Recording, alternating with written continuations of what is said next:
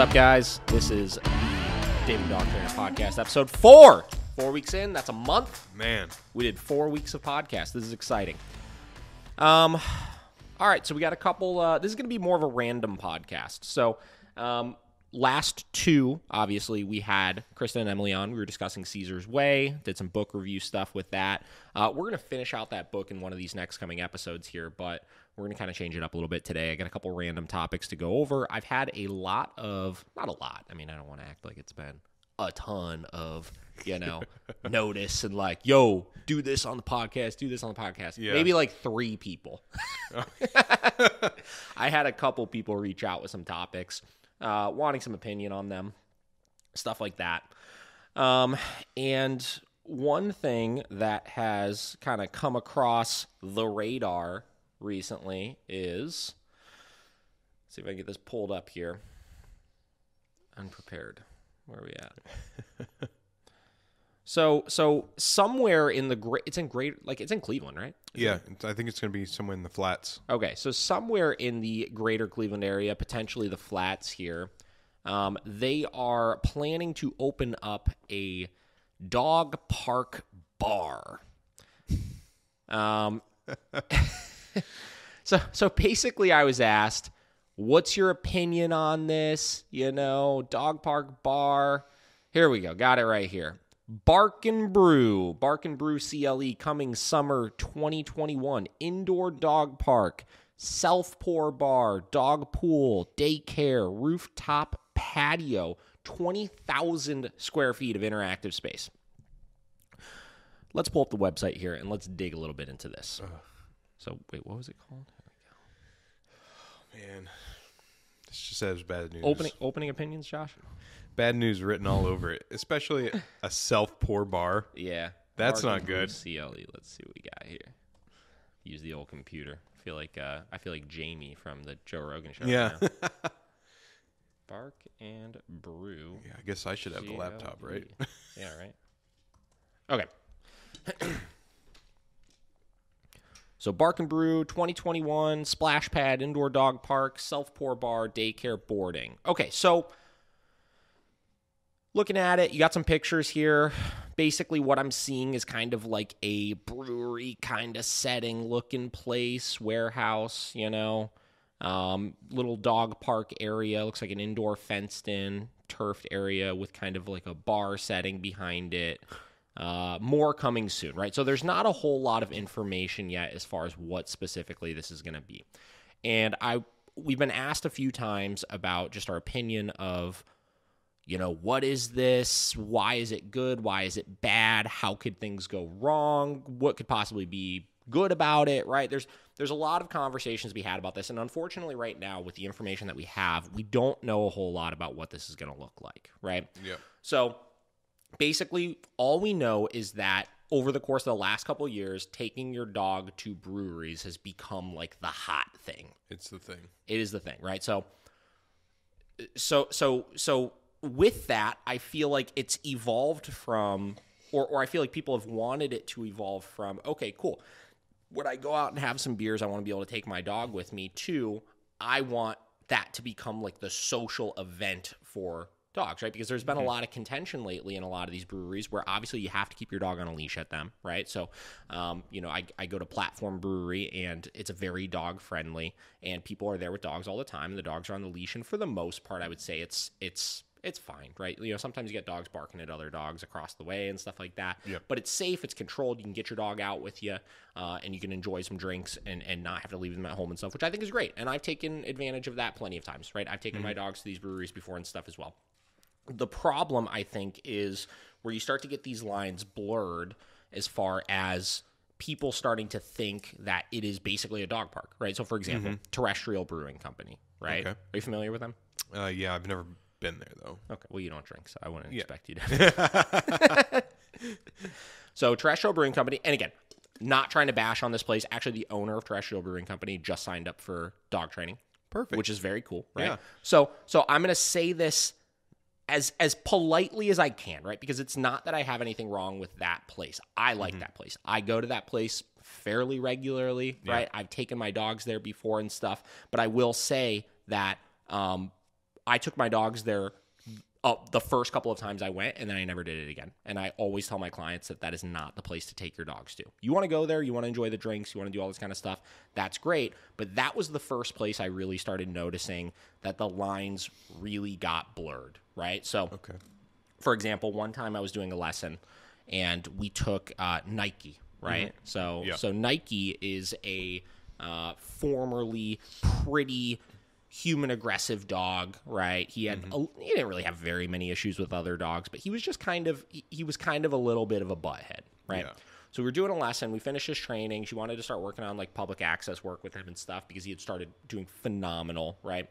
And we went to Terrestrial Brewing Company for a lesson, and we were just going to work on essentially like a long downstay with him the whole time we were there, right? Which is something that I do with my dogs. I do with other clients' dogs. We take dogs out and about to all sorts of different places, and things are great, right? So I'm there. We're there with Nike. Dog's in a down. There's basically nobody else in the bar. There's maybe like one other couple that's sitting at the bar. I don't think there were any other dogs there. And the way the place is set up, it's like a big L, right? So the bar being the short end of the L, the hallway leading to the front door being the long end of it. So basically, if you're sitting near the bar, you can't see the entrance. You can't see where anybody's coming in, right? Oh, okay. So we're sitting there, and suddenly I see this dog just come flying around the corner. Oh, jeez. Right? Yeah. No leash on, right? Flying around the corner, whatever, being a happy little pup, just thinking he's at the dog park, right? But we're at a brewery. We're not at a dog park. Yep. Right? There's signs posted in the place. You got to keep your dog on a leash, this, that, whatever. So I grab the dog, and I take the dog back to the owner, and I'm like, hey, please keep your dog on a leash, right? Yeah. And listen, here's the thing. I, at this point, have such little tolerance for that because I think it's one of the most disrespectful things that you could do as a dog owner is to go into situations before you even have walked into the place and just assume that, like, you basically own the place and your dog can do whatever the fuck that it wants to do. You just let your dog go, basically. Yeah. Exactly. You just let him go. It's like, hey, this is your place now. Do whatever, right? And again, this is a brewery first. Yeah. There may be people there that are allergic to dogs. Yeah. Right? Exactly. What about that? Your dog can't be going and running up to everybody that is sitting around, right? So whatever. So I give the dog back to the owner. I explained to him. I was like, listen, this dog isn't that great with other dogs. Please don't let your dog come up to us, right? And I probably said it a little forcefully. A little stern in your voice. A little stern in the voice. That's okay. You can't do it. Again, it's disrespectful, right? And plain and simple, like you have to have your dog on a leash when it's there. There's signs that say it everywhere. So whatever. Guy puts his dog on a leash. He's sitting at the bar, and I think maybe 10 minutes later, and of course he puts the leash on the dog, but he doesn't hold the leash, right? He's one of those guys that has the dog on the leash. Dog is just the leash is just on the ground. It's just like formality. If I have to have the dog on a leash, so I'm just gonna put it on. He's leashed. See, ha. Yeah. Right. So 10 minutes later, whatever it was, dog gets up. Dog runs over to us again. Right. Okay. This time, dog comes like full speed running at us. I get up. I kind of shove the dog away before he has a chance to get to Nike. Right. And I just remember it turned into this production. Right. Oh, guy gets up. Don't touch my dog, blah, blah, turns into this argument, this dispute, all over the fact that we were at a brewery and because the lines got blurred and this place started to develop this association of like your dogs can do whatever here and it's the social event and you can let your dogs run and play and stuff like that. It turned into people would just do that all the time when they technically couldn't, right? So long story short, created this conflict, whatever. The person behind the bar basically said, hey, chill the fuck out, guys. Keep your dogs on a leash, whatever. We remained there for another 20 minutes and then left. And basically from that point on, like I said, I always tell my clients, it's not the place to go with your dog, right? So we're going to get into here my thoughts on why dog parks or freely, because you're probably thinking like, okay, well, why is it such a bad idea that we can't make places like that dog parks and where can things go wrong and stuff like that. And like I said, I have some articles and I have some things we're going to discuss over the course of this as far as why, but long story short, bad idea, right? So Terrestrial, the where I think it went wrong with that place is because it's located in Battery Park of Cleveland, right, which is this really kind of hip new industrial area where it's all townhouses and condos and everybody's got dogs there. Yeah. And conveniently located right in the center of Battery Park is like this kind of big field that isn't fenced in, but it's essentially been coined like the dog park of Battery Park, right? Yep. It's not a fenced in area or anything, but like anytime you go there, you're going to see at least 3 or 4 dogs off leash running around there. Yep. Which again, whatever. I let my dogs off leash. I don't mind that, but it's still not a dog, right? It's still not the dog park, right? And people have kind of assumed it as that. Yeah. Now, Terrestrial is located right next to there. So basically what started happening was the people that would let their dogs run and play in the dog park would just then casually walk over to Terrestrial while their dogs were still off of the leash and go in. And of course, everybody thinks they have ultimate control over their dog. Yeah. So they would, and it just turned into a thing, right? Yeah. Where, I think they did like Sunday puppy brunches up there all the time. And again, in Terrestrial's fairness, they tried to do the right thing with this kind of stuff because those Sunday puppy brunches that they did, I believe, were ran by different rescue organizations. I think Real Rottweiler did a lot of them up there and stuff like that, where they're trying to do a good thing. Yeah. The problem is they left out the fact that it was intended to be an off leash, or it was intended to be an on leash kind of situation of a brewery that you could just go to and bring your dogs to, and it's not a big deal, right? Anyways, so dog parks in general, right? Typically speaking, bad idea, right? Let's go back to this place again here. All right. So we got Bark and Brew CLE, right? Now, what things does this place potentially have going for it, right? So it is a daycare and a boarding facility, right? So what I want to know is, as they release more information on this place, is this going to be a brewery that also does daycare and boarding? Or is this place going to operate like a boarding and daycare kennel that also has bar services on the side for you to come and enjoy? Because here's the thing. Let's take Miracle Canine Training, for example. Let's say I wanted to start a brewery that I thought could be a dog-friendly brewery, but I had complete control over all of the rules and the structure as far as what was going on in it, right? Okay. I can control that environment with the dog's best interest in mind because I know where the things typically go wrong in those situations, right? Yeah. Generalizing this out even more, right? Our daycare and boarding services, right? Those are add-on services to us being a training company first. So because of that, the daycare and boarding services that we offer are going to be offered in a particular way with the dog's best training interests in mind, right? So when you look at stuff like this, when I see daycare and boarding added onto this, the first thing that goes through my head is, listen, most daycare and boarding places are not ran very efficiently either, but they do have pretty strict rules on the dogs that they will allow in there, right? So it's not just going to be a free-for-all of like your traditional dog park where literally anybody that lives in the city can go to it without any sort of like anything rules. goes. Yeah. Yeah, right? So that's one thing this place could potentially have going for it is if it's ran by the correct organization, they could have a very clear vetting process of it, right? So, for example, any history of biting at all, right? They may need to like pull like a county record on if there's any issues on the dog, right? They may need to have a daycare or a boarding trial day before you can come and utilize the self-pour bar dog park situation, right?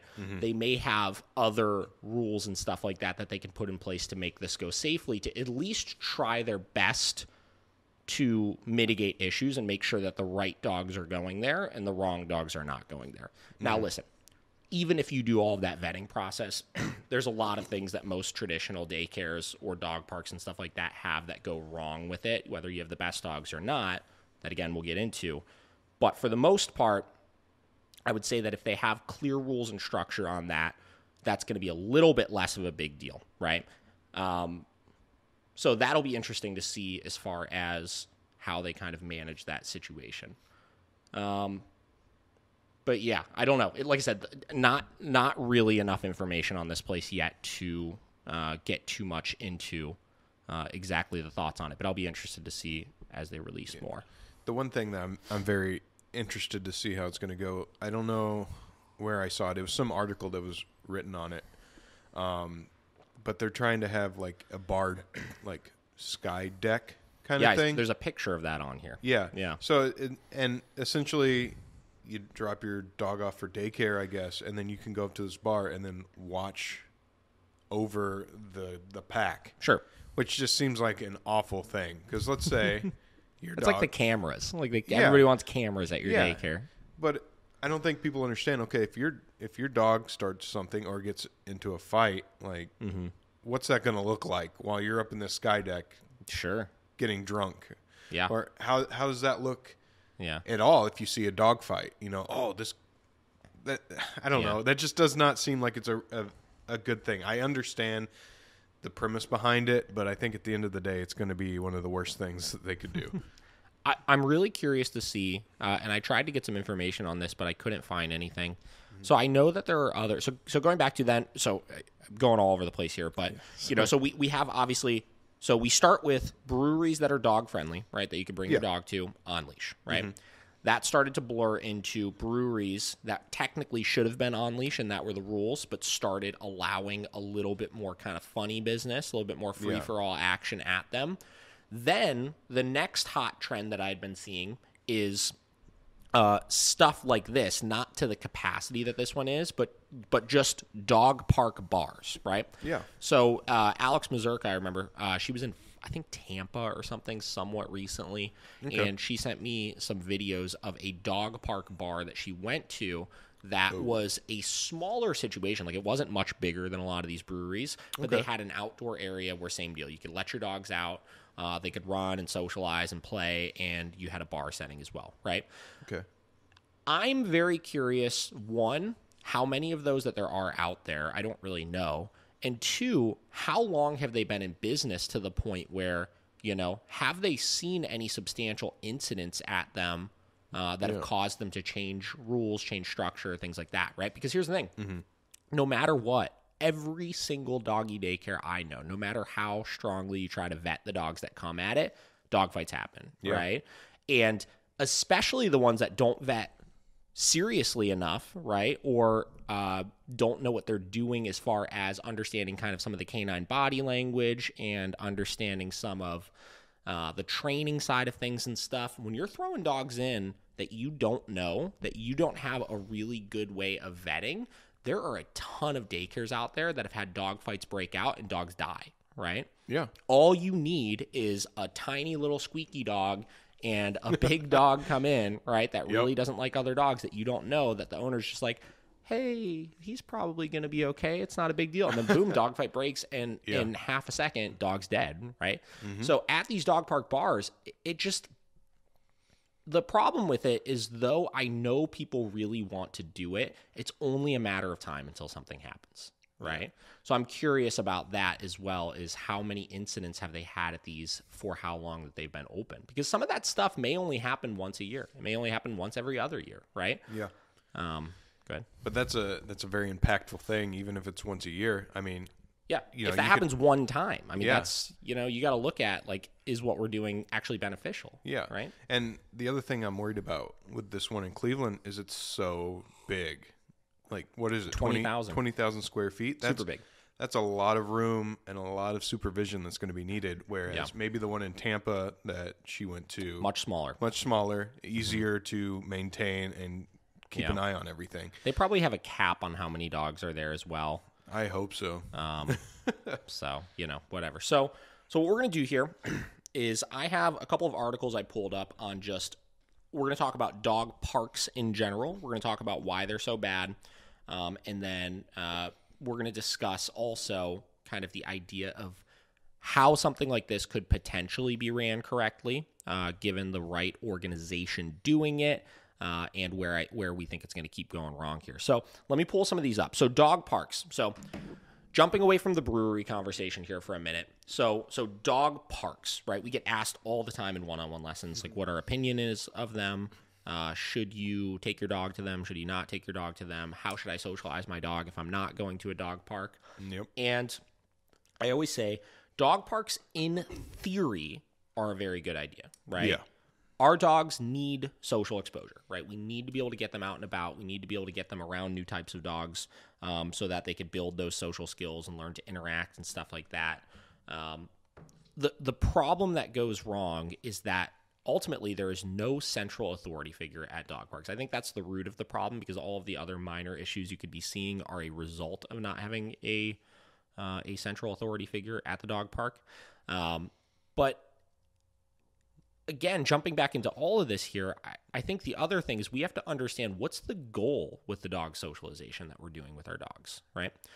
If our goal is just for us of I want to go and hang out and do something fun and be able to bring my dog with me, we're not having the dog's best interest in mind, right? If I am looking at a dog park as a situation of I don't have a fenced-in yard and I want to go burn off some energy, so I'm going to take my dog to the dog park and throw a ball.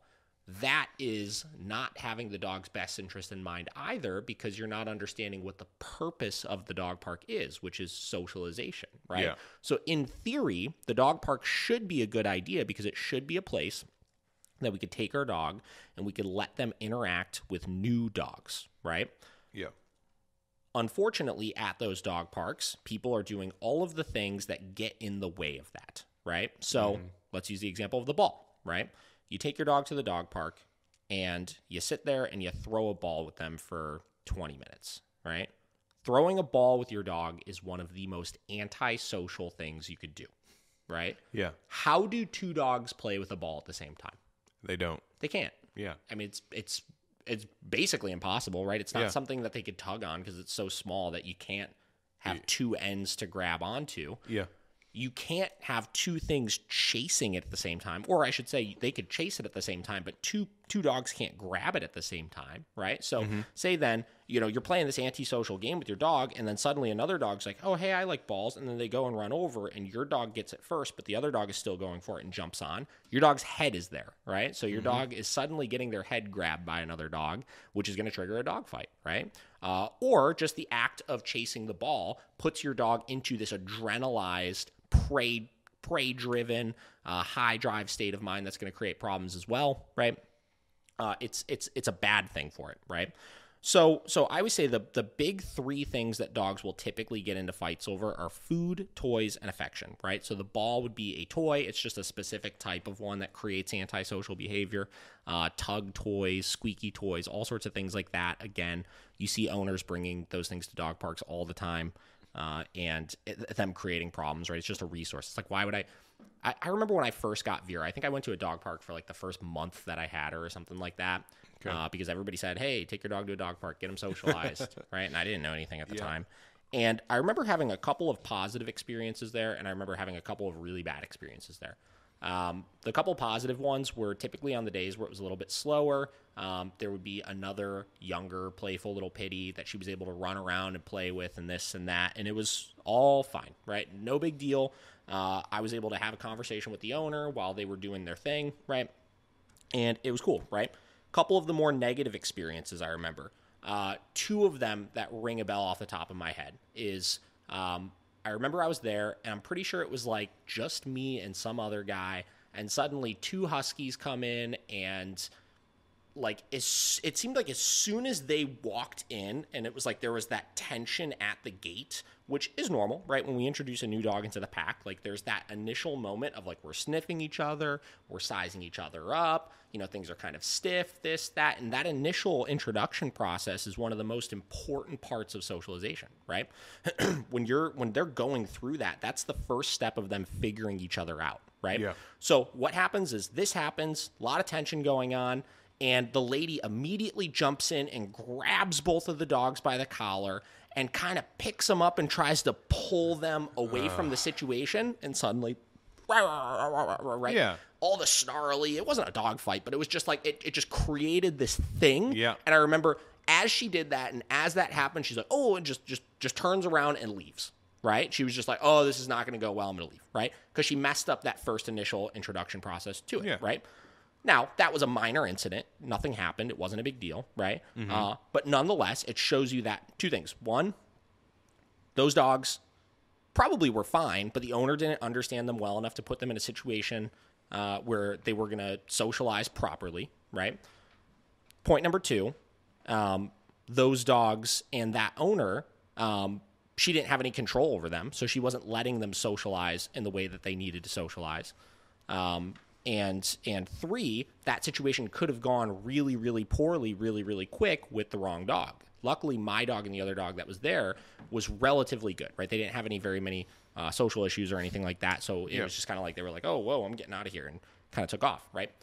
Second incident, I remember I was at the same dog park, and luckily this one didn't involve my dog, and I remember it was on like a Sunday or something. Everybody kept telling me when I was going up there, you know, the Sundays are the best days, they're the busiest ones, everybody's off work, this, that, and I'm like, oh, great, cool, I'm gonna go up there.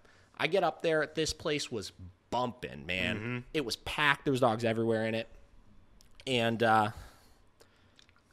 I think I was there for like 10 minutes, something like that. I may have had like a friend meet me up there that had a dog too. All right. And we're there, and suddenly, boom, huge dog fight broke out kind of on the other side of the dog park. I think all I remember seeing was there was a Rottweiler, there was an owner jumping in and going to grab a dog and stuff like that. And I remember we just got out of there, dipped out, and I don't think I ever went to a dog park again after that, right?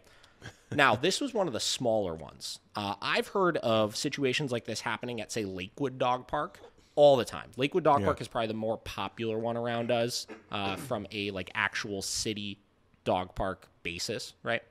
And, you know, that place you could drive by, you could see 30, 40 dogs in there at any given time. Like, it gets really busy, and it's not a big place. Like, honestly, I don't think it's that much bigger than our facility is.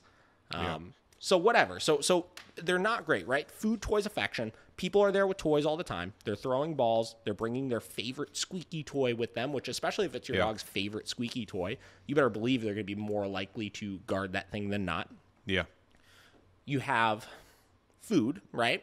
The amount of times that I've seen at dog parks, people just with like the treat lady that just has the bag of treats that's just handing treats to every dog that comes up to them all the time, right? For sure. And affection, right? The amount of times that I see people just going up, or I should say saw people when I used to go to them, but still, no, obviously people do this because they try to do it all the time at the facility. Definitely. They go over and they're trying to hug and kiss every single dog that they see, right?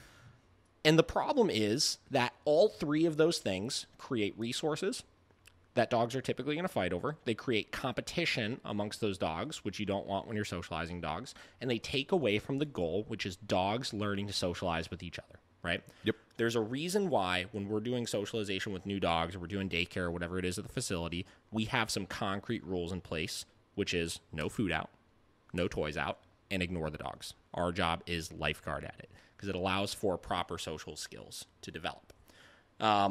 So the central authority figure is what all these places are going to lack, right? The daycare setting, the dog park setting, or these brewery type settings. Is there's not one person that can say, you're allowed to do this, you're not allowed to do this. You're allowed to do this, you're not allowed to do this. So in any of those, the owners all have to assume that role of their own dog, but nobody else's. So everybody is essentially interacting amongst different rules, which again creates problems. So to further elaborate on the point of why dog parks are so bad here, I have a couple of articles we're going to read through here. This was from a quick Google search this morning of just dog park incidents, right?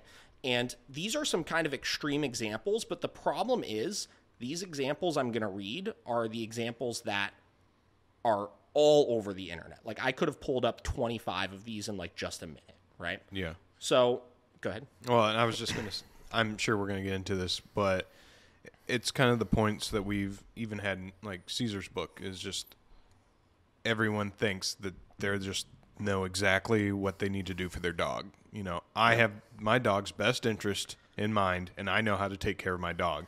And now you times that by 20 or 30 people. Yeah.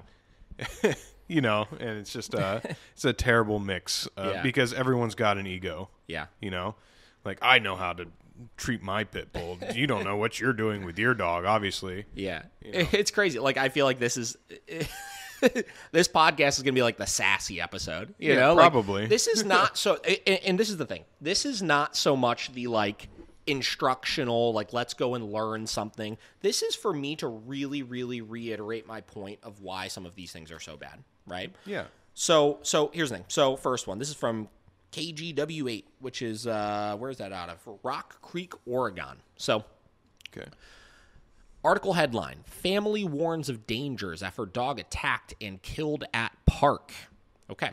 A veterinarian said dog-on-dog attacks are very common during the summer. A Washington County couple is grieving the death of their dog after he was attacked at a local dog park. He was a great dog, and everybody loved him, said the dog's owner, Jim Stewart. Which, listen, I feel bad for them. Yeah. If my dog got killed at a dog park, I would be pissed off. But this is just going to show, right? People not understanding their dog. Everybody thinks, like you were just saying, their dog is perfect. Now, here's the thing. This dog wound up dying, which is not good at all. But here's the thing.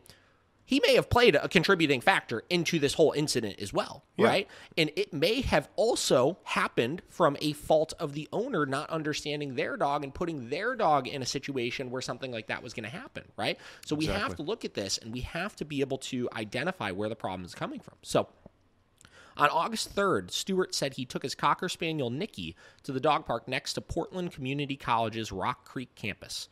Stewart said he had just walked Nikki through the gate on a leash when a group of dogs came up to sniff him. Going back to the one incident that I had, that entry right away is one of the prime spots that you're going to see issues come out. My dog was just standing there, almost frozen, and then just growls and dust. Here's what probably happened. Exactly what I described, right? So, owner walks up with dog. Dog's probably a little bit nervous. There's a group of dogs at the dog park. And as opposed to doing what we would typically do, which is let the energy level die down, let the dogs kind of interact through the fence for a little bit and get a read on the situation, then let the dogs in a calm manner, what he probably did is he just walked in, dragged that dog in, right?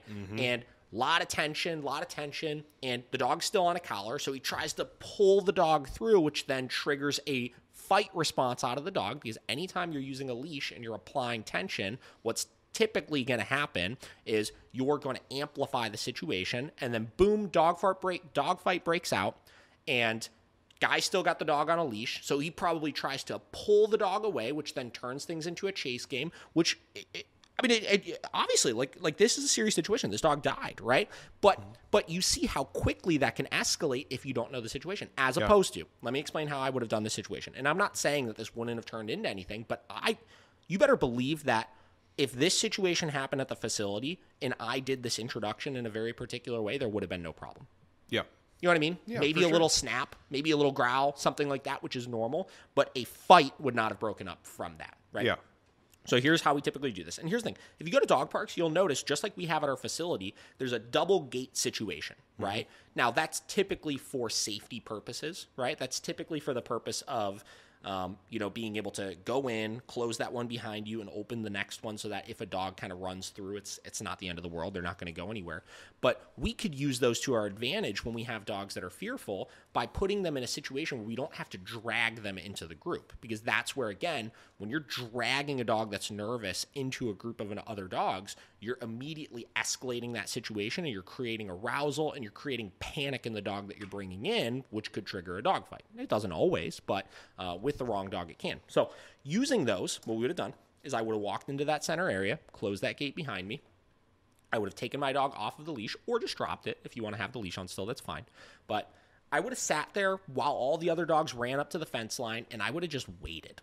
I would have waited until that initial rush of, holy shit, there's a new dog here, we got to go check him out, whatever. Wait till that dies down. Let him sniff through the fence a little bit. Let him kind of get used to each other. See throughout that process, are you going to see any sort of reactivity, or are you going to see any sort of aggression? Because that's one of the prime places that you'll be able to see, is there going to be a problem before you actually bring it in? Because, through the fence is not the best read, because naturally barriers can create problems, right?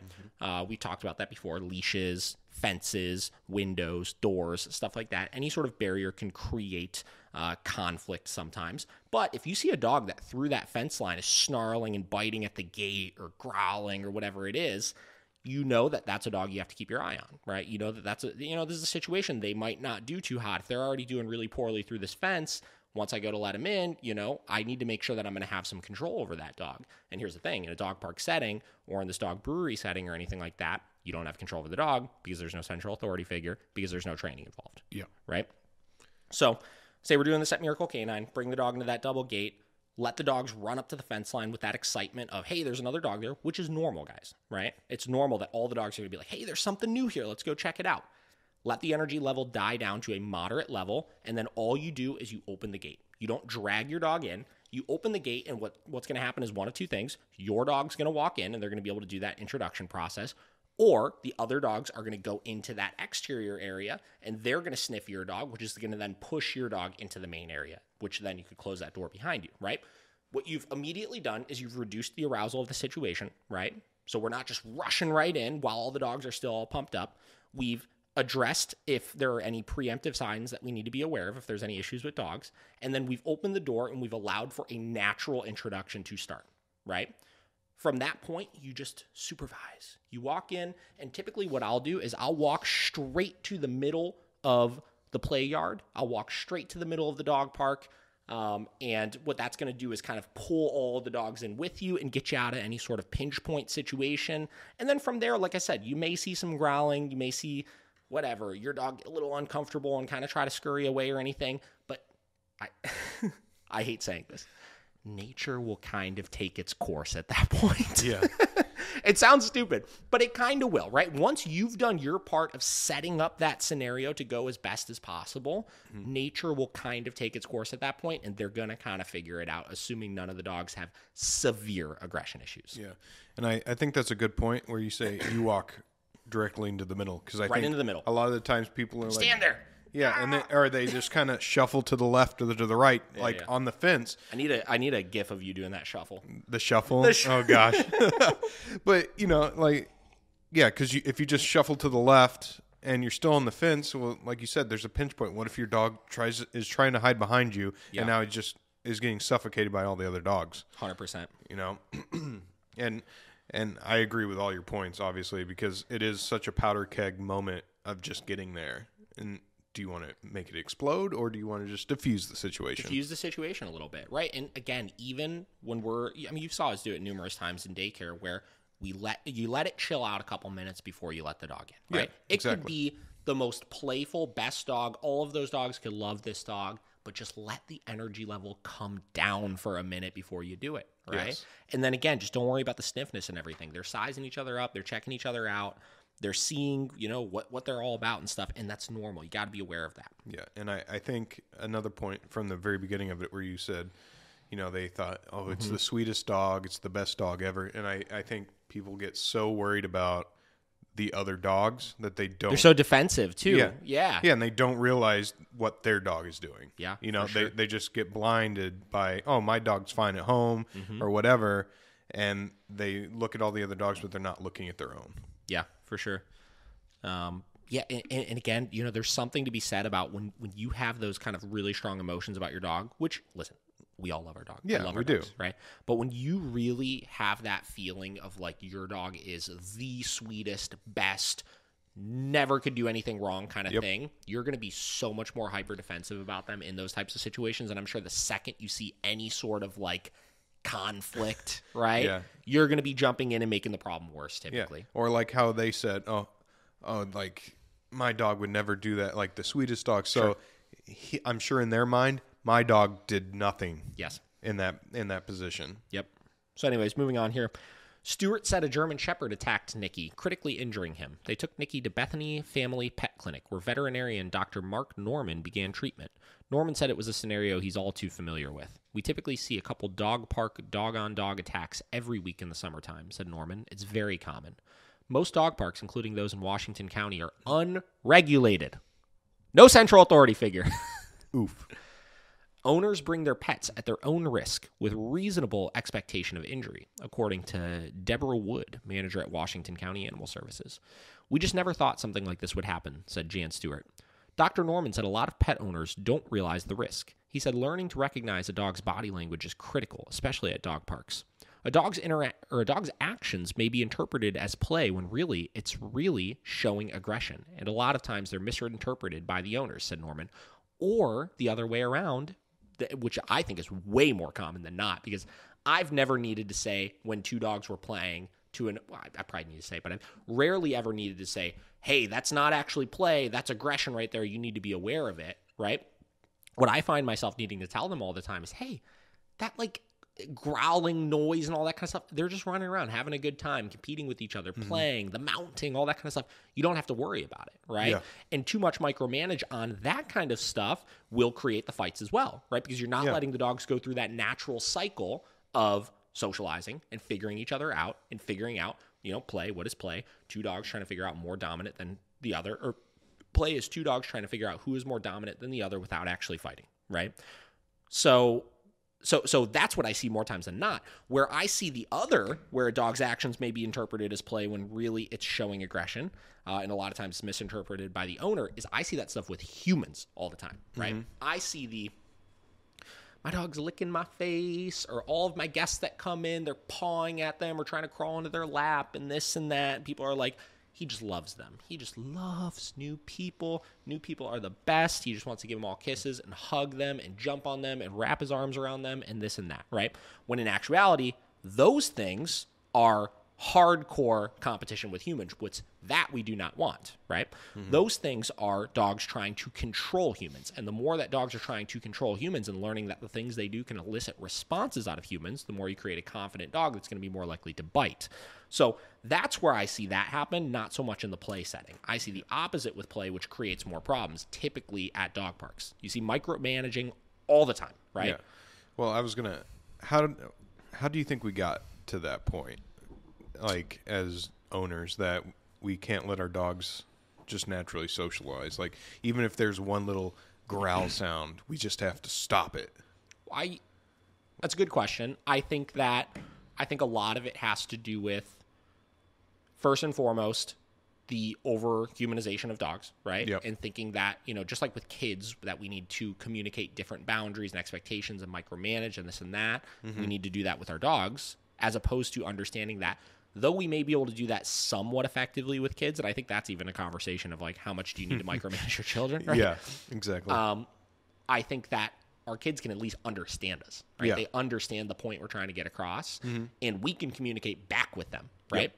In a dog setting, we can't do that, right? So because we've overly humanized, we think that we could communicate with them effectively, and we talked about this with the Caesar stuff. My dog gets me so much. They understand what I'm telling them and this and that, when they actually don't, right? So I think that's one side of the equation. I think the other side of the equation is, I think that's the biggest one is the humanization part of things. I think the other side of the equation is, because of that, there's just not enough education on what play looks like. True. Right? Yeah. Frankly, because we're overly humanizing them, we see the more extreme versions of what can happen when play goes wrong, right? So dogs dying and getting severely mauled and stuff like that. Like those are like, unfortunately, kind of regular occurrences now. I mean, you probably, just like this vet saying, these vets probably see that shit all the time. Oh yeah. Right? So I think because it goes in a cycle, right? So then, because we've seen those more extreme examples, because of the humanization, we humanize and micromanage more, which creates the more intense situations, which, and it just goes around and around. It's a vicious cycle. Yeah. So, that's the point I try to get with people. And then on top of that, going back to the brewery conversation and stuff, we're putting our dogs in way more social situations than we probably used to. Right? Definitely. All of my friends, I feel like, growing up that had dogs, like, listen, I never had dogs growing up, so I don't have a whole ton of firsthand experience as far as what living with a dog was like 20 years ago, 25 years ago. But I did know a lot of people that had them, and those dogs didn't go and get play dates all the time and stuff. Yeah. Like if you had a family dog, did you have a family dog growing up? Yeah. Well, it's a little different for me because I grew up on a farm, so they're just outside dogs. Yeah. So talk about that for a little bit. What was growing up with a dog like for you? Well, for me, it was just almost like another stock animal. It was just part of being on the farm. Like, we just had the dog. We had a dog house, which everyone now would be like, "You have a dog outside in the winter? How dare you?" But I mean, my whole life we had dogs, Rottweilers, German Shepherds, whatever. But yeah, they were more looked at as an accessory, I guess. Not an accessory, but like tool, like a tool, maybe. Yeah, to keep things out of the yard and stuff. But it wasn't you're such a good dog. Like, Did they come in the house and stuff? No. They were like not part of the family. Yeah. I guess that's quote unquote. Like, yeah, they were our dogs. We loved them, but there was like always this disconnect for me that like, oh, it's just a dog. Yeah. You know? So my my experience might be a lot different than people that are going to listen to this podcast because like maybe not for you, but most people in the Cleveland area, if you had a dog, it was a pet. Yeah, but even that, I mean, I think there's something to be said about, you know, so people nowadays want the dog that, you know, just kind of like, we call it, that protects the house and this and that. Yeah. You know what I mean? Like, and I don't mean that in the, they want a protection dog kind of way. I just mean that in the sense of they kind of like when the dog barks when people are coming up the driveway and they want the dog to live that kind of normal, like, life. Yeah. Right? The problem is because they're humanizing so much and because their relationship with the dog is so much different than it used to be, that can't effectively happen. Where, you know, I feel like maybe 20 years ago, if you had a dog and if you really had that balance of, you know, the dog is not, it's not a family member. You know, it's like it's a pet, right? It's not a human, right? Because you weren't doing all of those other things we talk about, like we talked about in Caesar's Way stuff. If you lived that life of letting your dog do those other kinds of things, because you still had that distinction between you're a dog and I'm a human, it wasn't as big of a deal. Yeah. Right? There was less competition between humans. They would still bark at them and they would still protect the house and do all of those types of things, but not in this like malicious, I'm used to competing and being over top of humans all the time kind of way. Yeah. Right? There were still boundaries. Yeah. And I mean, even if you think about, you know, like in the 50s, 60s, 70s, I mean, if you even look through like movies and media or TV shows, I just think dogs were just there. Like you didn't take your dog anywhere. That's a good point. You know, you didn't watch like I Love Lucy or something, right? Some of those old like specials, and there were a lot of times dogs in those families. Yeah. But back then you didn't take your dog out. You took them on a walk. Yeah. That was like the most, other than that, it was probably in your home all the time. Sure. So I think, you know, those 80s, 90s is when you started to see them, like the dogs being brought out all the time. And now we've just evolved more where they're an integral part of our lives that they have to go anywhere we go, you know. So I think it's just been a cultural difference. Yeah, cultural change. Yeah. Yeah, I would agree with that. Okay, where are we at here? I keep losing my link. Let's get back to finishing this guy off here. Yeah, it's interesting. Everything stems back to the way you're living with your dog. All of this stuff is not training related issues. It's just understanding your dog better. Okay, so knowledge so dogs' actions may be interpreted as play when really it's showing aggression, and a lot of times they're misinterpreted by the owners. Knowledge the stewards hope will do for other pets what it can do for their own now. Yeah, basically they just go into just be really careful at dog parks, really, really careful. Wood said normally Washington County Animal Service does not get involved when there's an injury fight at a dog park. However, he said because Nicky died from his injuries, Washington County Animal Services should and will investigate the situation. Whatever. And here's the thing, and this is the really fucking sucky part about this is, you know, if I were in a situation where my dog died from something and I wasn't educated and all this kind of stuff, I would want, you know, justice to be paid and all of that. But you have to look at, you know, a Cocker Spaniel's not a very big dog. German Shepherd's a bigger dog. You know, it sucks that the dog died, but like it's not, you know, it's not like you can't point that blame on one individual person or dog or thing, right? Nope. So, you know, whatever. It's just an entire sequence of bad decisions. Yep. All right, so getting into the next article here. So this one is written by, I believe, this one is written by a veterinarian, right? So this one is Dog Parks Danger Unleashed. That's a great title. Yeah, right? Danger Unleashed. I noticed a mounting body count of injured dogs coming directly to the emergency room from the nearby dog park.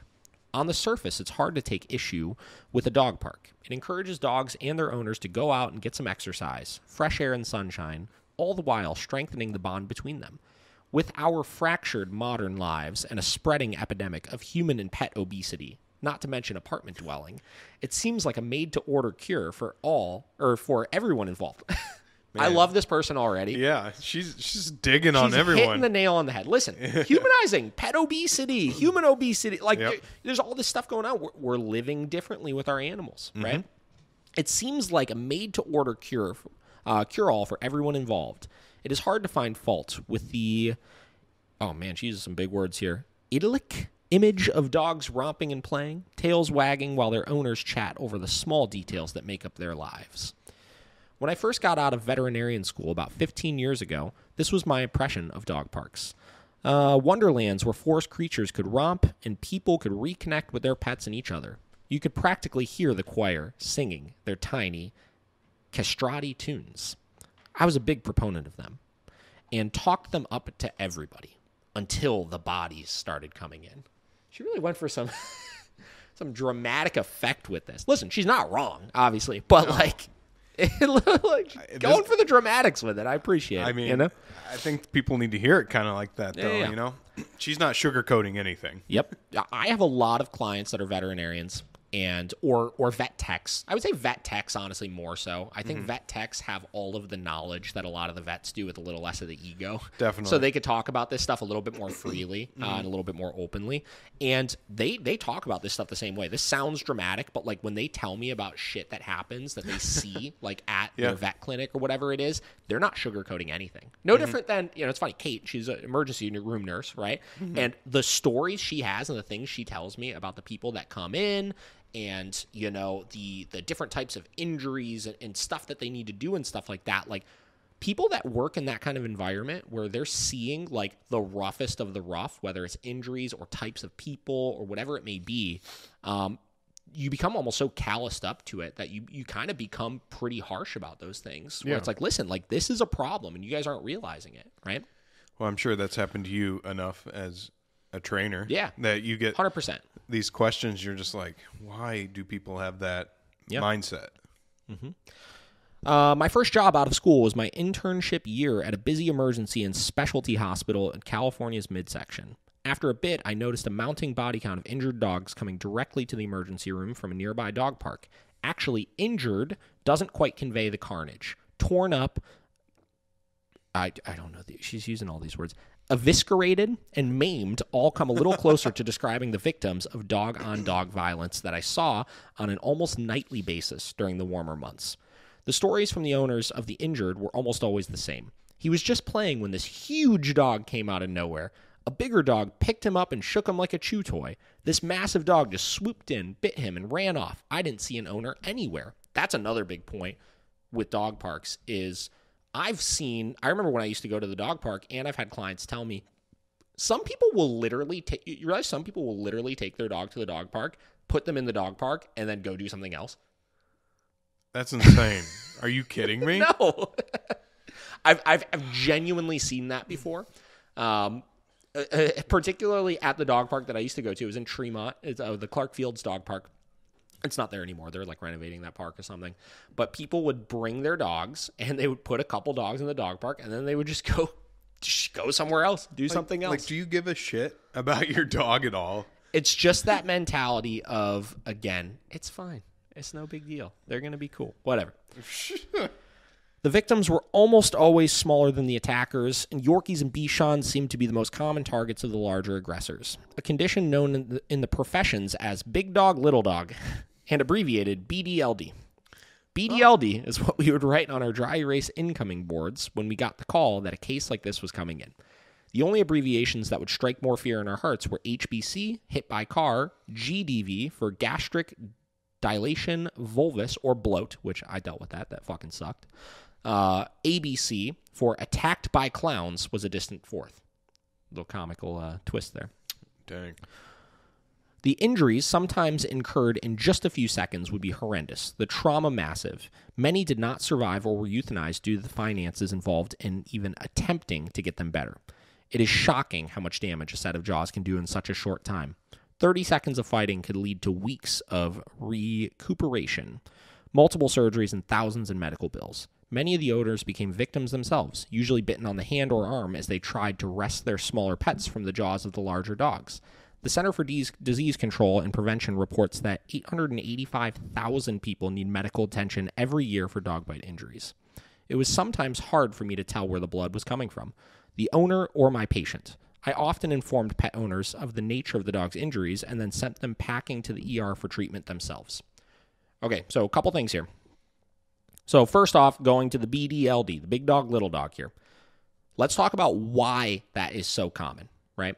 Because she is right. I mean, that is like, if especially with dog park injuries, I would assume is the majority of them, is a little dog getting severely injured by a bigger dog. Yeah. Now, you could talk about first and foremost how, you know, the damage is just because of the fact that the other dog is so much bigger, which is true, right? I mean, you know, obviously it takes 2 seconds for a large dog to break a smaller dog's neck than it does for that to happen with 2 bigger dogs, obviously. Yeah.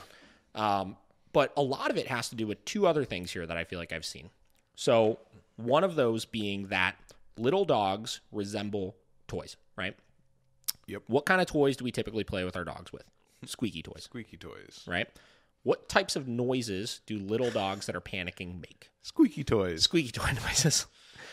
So when they're making these squeaky toy noises, what we've done by playing with a lot of these toys with our dogs is we've conditioned them when they hear these noises to bite down harder, right? So they hear that noise, it triggers arousal, it causes dogs to go after it, right? Now, you could train that out of your dog. That doesn't necessarily mean just because you're playing with squeaky toys that your dog is going to attack little dogs or anything. I'm not the biggest believer that like you should avoid those toys altogether, obviously, though I don't really give them to my dogs myself. But I think that there's something to be said about a lot of the toys we're playing. If you're struggling with other issues in your dog's day-to-day life, you have to be aware of those things. Ball chasing, right, or chasing any sort of toys, right?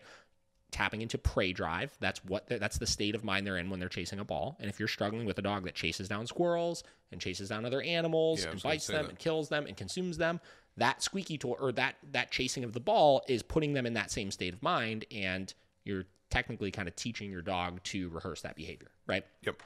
So that's one thing here. The squeaky toy, obviously, if you're having issues with smaller animals, that squeaky toy can create more intense aggression towards that type of thing. And then the other side of the equation is with little dogs, when they get in, they're typically carried all the time, right? So because they're carried all the time, they tend to have the worst social skills because they're never in a place where they could actually interact with their surroundings or other dogs properly, right? I've seen people literally take little dogs and hold them like babies in front of other dogs before to have them introduce, right? Yeah. I've seen people, as soon as the little dog starts acting up or getting scared, they just pick up the dog and carry it away, right? So you're creating these poor social skills with these smaller dogs, which are going to turn into larger problems in like dog park fight situations or social situations or any of those types of things, right? I think that the last side of that equation is that we don't understand them well enough, where we look at a little dog like it's different than a larger dog. So because of all of those other things that we're doing, we're essentially creating a dog that is 100% dependent on us. So we see little dogs tend to guard those resources like the most, right? So like people, for example, their owners, and they will be the ones typically that initiate that fight, right? So, I mean, that's a whole nother conversation about training with little dogs that we have to have. And one of these days, we're going to get Bridget on here. There you go. Little dog the queen. Little dog whisperer. Yeah. Bridget, one of my employees, has like 7 little dogs and runs that pack like a beast. So we're going to have to do that. Go ahead. Well, definitely. I think, you always hear, little dogs have Napoleon syndrome. Sure. Like the small dogs always have a chip on their shoulder. They have a bad attitude. And I think it's more addressed to what you said, how you treat that dog. Now, it's just this pampered little thing that anytime anything it doesn't like happens, you whisk it away. Yep. You pull it out of that situation. It never gets to actually work through anything. Yep. So it just goes into this little rage mode because it doesn't know what to do. Mm-hmm. Going back to one other part of this here, so we have, the owners getting injured breaking up dog fights, right? So let's talk for a hot second on that here. Okay. So that is a very common place that people are going to get bit, obviously. Redirected aggression is like the most common thing out there. Basically what redirected aggression is when a dog is in like a high state of drive towards whatever, right? Whether it's reacting at a fence or leash reactivity on the leash or fighting another dog or whatever it is, basically they're just going to turn and grab whatever comes near them, right? Just out of like almost like a self-preservation defense mechanism that they have. So how do we break up dog fights safely? right? You have two big types of dog fights, right? You have the dog fights that are basically just the squabble that's a lot of noise and rolling around and stuff, but it's not like that serious of an issue. Yeah. Those ones, I'll be honest, I found you're going to be more likely to get bit in than the more intense ones, just because things are moving so quickly that like you're just going to wind up in that mix and get bit. I've gotten bit personally breaking up dogfights before that were like that, right? So how do you handle a situation like that? So let's say dogfight breaks out, a lot of noise, a lot of sound and stuff. Our instinctual response is just to jump right in and start grabbing stuff, right? Yep. Which I get, right? Like we want to avoid as many injuries as possible. We want to end it as soon as possible, right? The problem is by doing that, you're not thinking, you're going to put yourself in the middle of it, you're going to get bit. So what you got to do first and foremost is you got to take 2 breaths, right? Step back, look at the situation, see what's actually happening, assess where are the dogs' mouths at, assess is somebody latched on to somebody yet, right?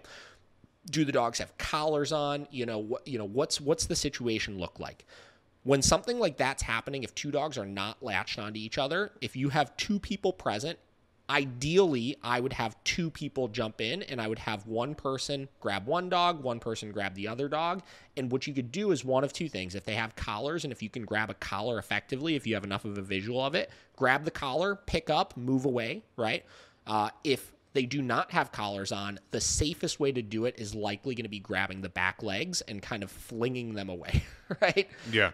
They call it like the wheelbarrow method and stuff like that. They always say that that's like the easiest way to break up a dog fight. That's the easiest way to break up a dog fight that is not yet latched on, right? And this is assuming the dogs aren't trained. If they're not latched on and you have like remote collars or something like that, typically an e-collar correction will get the dog to disconnect. But if they don't, you're kind of out of luck with that.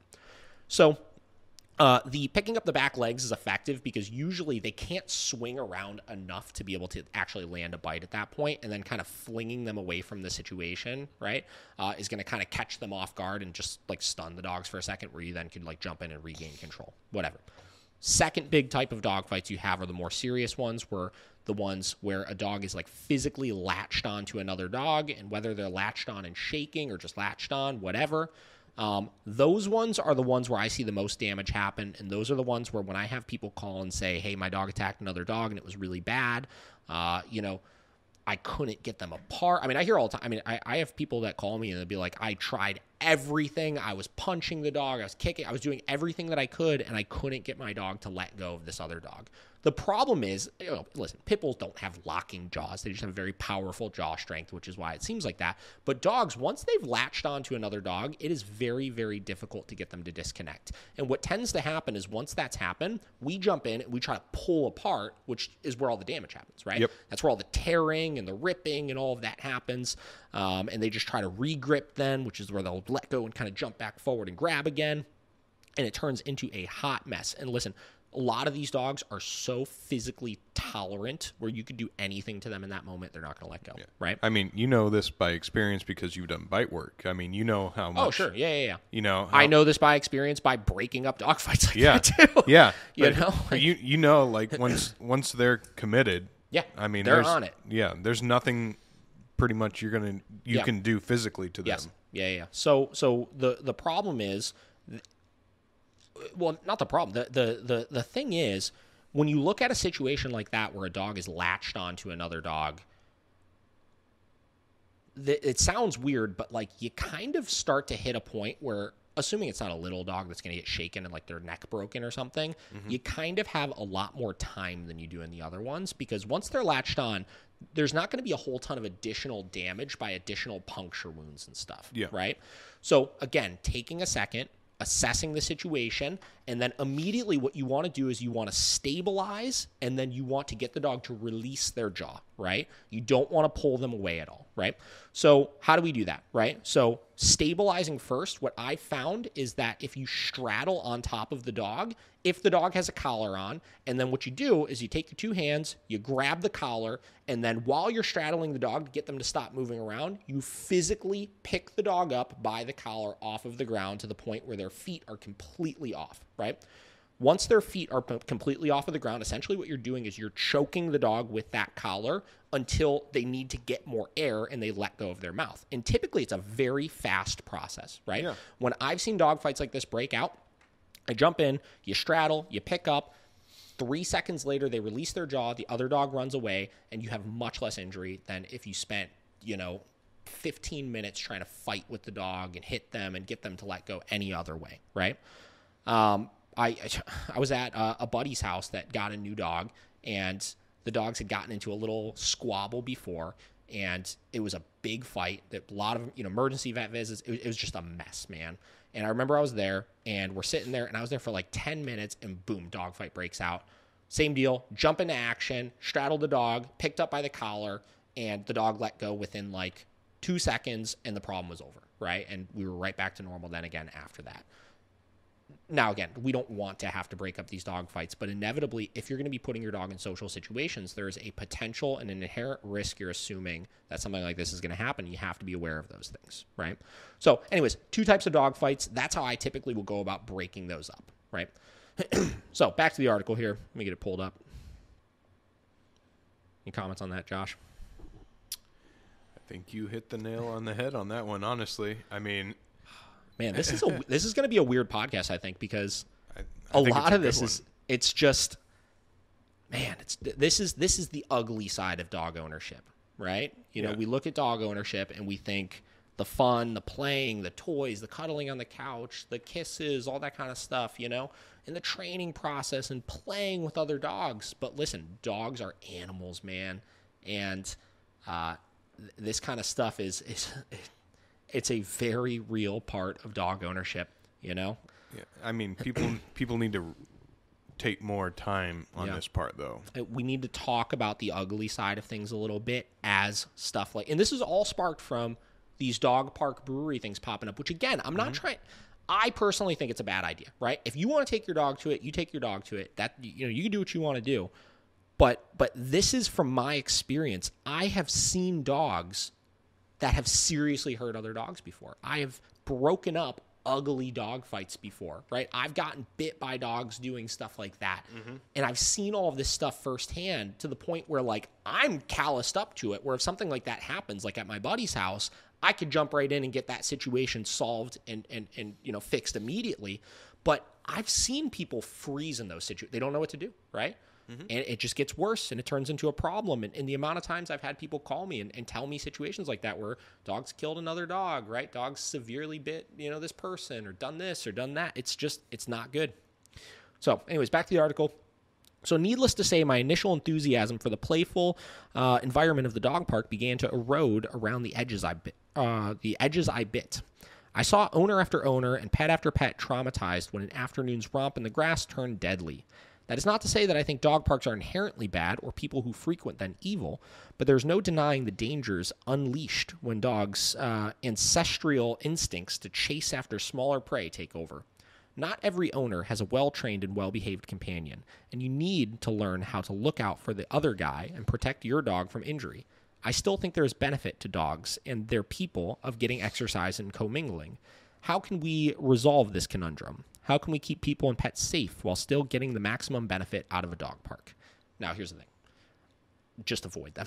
That's how you do it, right? Your dog doesn't need as much socialization as you think where you need to go to the dog parks, right? Find a place you can let your dog run around a little bit and stuff. If you want to utilize a dog, like there's some dog parks out there that not very many people go to that you could find plenty of off times where nobody's in the dog park. And if you need a fenced in area to throw a ball for your dog to let him burn off some energy, that's fine. But here's the thing. Just set up play dates, right? Find a good structured doggy daycare. And I say this one with a lot of caveat to it because most of them suck, right? Most of them are ran by dog lovers who are the same people that you would see at the dog park. So there's a central authority figure there, but not the kind of central authority figure that actually knows what to do, right? So you find a training company that does socialization, that believes in proper socialization. It understands how to do things safely and has a track record of working with dogs in a successful manner with socialization, right? But here's the thing. Your dog doesn't need to interact with dogs every other day. They don't need to interact with dogs every week. They just need to kind of be a part of things and, you know, and just have a couple of dogs that they could have a social outlet with, you know? Yeah. I feel like that's a big thing that you just said. A lot of people feel like they need their dog to be around other dogs almost 24/7. Yeah. You know, I'm sure you've had some of those people in the past where it's daycare every single day, every day. 24/7. Yeah. And listen, again, if you're in the right environment, that could be okay. But even the idea of bringing your dog to daycare every day, right? I have some clients that we don't do daycare every day, so they can't do it at ours. But I have clients that go to other daycares that tell me, you know, we take our dog 3-4 days a week. And their mentality is not necessarily that the dog needs to socialize 3-4 days a week, right? Their mentality is more so like, hey, I need to get him out of the house. They need to burn off some energy. I work really long days at work, this, that, which I get, you know, I think there's workarounds to that as well. But that can create problems, right? Even if you have a really social dog, right? I would say that, you know, I don't love going out and socializing with people all the time, but like, I would say that I can successfully socialize with people without getting into fights with people every time I see them. But if I'm going into a busy social environment every single day, I'm going to burn out from that very quickly, and I'm going to start getting cranky. Yeah. Well, you're like my dog, Bender. He goes to work with Devin. Yeah. But if he does more than 2 days in a row, he gets cranky and like he'll just sit in a corner and he doesn't want to be there. Yes. You know, he just gets burned out from all the stimulation and the activity. Yep. So she'll leave him home. Yep. And I think people get worried, oh, he's going to be in a crate or whatever for hours. But your dog's probably going to sleep the whole time because he's so exhausted from the 2 days or whatever from the rest of the week that you had him at daycare. I don't think it's such a important thing that you need to be there every day unless, you know, you do work a 12-hour shift or something and you have these limitations where you have to take them. Man, even somewhere. that though, like, yeah, you know, Kate's a nurse. She works 12 hours. It's true. 3 days a week. Before we were living together, there would be days that Deli sat in a crate for 12 hours. That's true. You know, listen, I mean, it's not ideal. I'm not recommending that you crate your dog for 12 hours every day. But listen, if it happens 2 days out of the week, 3 days out of the week, as long as you make sure that you're adjusting the dog's food and water schedule for those days and making sure you're exercising them the day before so that they're nice and burnt out, it's not going to be the end of the world. Yeah. They're going to be okay. You know what I mean? They're gonna be fine. No, that's true. So you know, if you got a puppy or something that might be a little different, you can't do that. But an adult dog, they can go extended periods of time. How many times have you slept in for 12 hours and the dog slept in for 12 hours with you without going to the bathroom? Yeah, exactly. You know what I mean? Like, I'd say it's probably happened before. Maybe not all the time, but they can definitely hold their bladder for that long. They'll be okay. So anyways, we'll get into her points here. We'll talk about those a little bit here. I think they're good points. I think the key here, though, is I would probably just avoid those dog parks. I really just don't think they're a good idea. So number one, know the dogs who they are. I know this isn't always feasible, but if you know the temperaments and dispositions of the dogs your dog is playing with, say from prior arranged play dates, you are that much less likely to come away unscathed. That's accurate. I always say if you're going to set up play dates with your dog, make sure it's with dogs that you know and trust. That doesn't mean that they need to have all of this training necessarily, right? Though that's ideal. But you have to know that they're at least social with other dogs, right? Know the lay of the land. Are there spots where dogs can interact and possibly get injured that are out of your line of sight? If trouble occurs, is there an easy exit? If badness happens, are you ready for it? Be ready for things to go wrong and be ready to act if they do. Now, know the lay of the land is good, but not necessarily for these reasons. I'm not looking for a quick exit route. What I'm looking for when I know the lay of the land and say the environment is I'm looking to see that there's not going to be resources and stuff laying around. You know, did somebody leave a bag of treats on the ground that could possibly cause a fight or a toy? Is there a bunch of pinch points I need to be aware of, right? So, is there little corners and tables and stuff dogs can hide under and kind of perceive that as territory they'll want to defend? And if there are, how do I kind of maneuver in a way where I'm making sure I'm not creating that? So we talked before about when you bring the dog in, going straight into the center of the area. I do that to make sure that I'm putting the dog in the least vulnerable position. I always want my dog to feel like fight or flight is an option, specifically flight, right? If they get stressed out by a scenario, they have to feel like they can move away.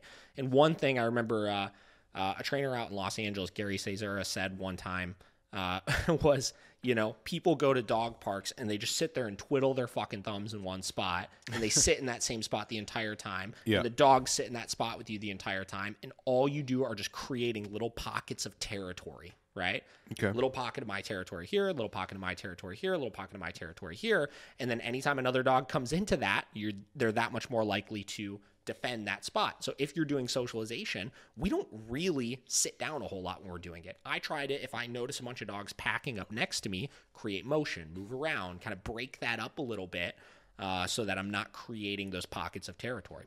So next thing, watch. This may be the important one. This may be the most important one of all. Watch what your dog is doing and who they are doing it with. Keep track of the action and be ready to swoop in and break up a fight if you need to. A can of pepper spray, a container of water to throw on heads, or a big stick to pry a dog away from its victim can save a life. If there's a fight, grab the attacker by the back feet and pull him out of the fight. So we talked about that one. That's only if the dog is not latched on. If you do that while they're latched on, you could do more damage. If you have a smaller dog who is romping with a bigger dog, stay alert to the possibility that the play may turn in a direction you don't want it to. If there's a dog who you don't know who is showing extra interest in your smaller dog, pick your dog up and head out. Do not pick your dog up. Okay, so this is... That is also number one place dog fight happens, right? Yep. You go in, you physically pick up your dog, which makes your dog more likely to react, which also turns your dog into a fucking toy. Yep. Right? We talked about this. Yeah, we just talked about it. The reason why these bigger dogs tend to think that these little dogs are the ones that they're going to go after is because they think they're toys already. They're making noises like a toy. So now you're picking it up like you would play with your dog with that toy, causing the dog to jump up and try to bite it. Like, oh, you're about to throw this thing. That is the worst thing that you could do. Do not do that. Do not pick your dog up. Get them, leash them up, walk them away if you want to. Or listen, here's another one. If you're ever and listen, I recommend you just don't put yourself in this situation to begin with. But if you're in that situation, where's that dog's owner? Hey, do you mind grabbing your dog real quick? Do you mind calling your dog over to you so that I can get my dog out of here? I have to leave and I just don't want to create any sort of conflict or anything. Communicate, right? Mm-hmm. Even though there's no central authority figure, you could still kind of manage shit a little bit to make sure that it doesn't turn into any problems or anything, right? Similarly, if you notice a dog owner who is not paying attention to their dog, realize that could be a recipe for disaster. Don't toss your dogs in the melee and wander off. If you are there to protect them from harm. Watch, obviously very important. As far as the pepper spray, the container of water, those are kind of old, tried and true methods that sometimes will work with less committed dogs. You could try them if you want to. I haven't found them that effective, honestly, though. 4, small is beautiful. A smaller park with less potential for huge roiling masses of dogs is safer than a large one in which large groups of dogs can group and set off the pack mentality. Similarly, a smaller group of dogs is easier to monitor and watch over than a pack of 50. Try going on less traveled days and less busy times of day when the crowds are smaller. Avoid extra hot days to stay safe from another killer heat stroke. Small groups are good. Some dogs do better in smaller groups than larger groups. The problem with the larger groups is, dogs have to develop individual relationships, right? And if there's 30 dogs and none of those 30 dogs know each other, they're all going to be trying to develop that relationship over each other, which is going to get in the way of, 2 dogs can't do that at the same time, right? So it's not like, hey, I'm going to go interact with this dog for a little bit, and then I'm going to go off and interact with this dog for a little bit, and then go do this one for a little bit, and then this one for a little bit.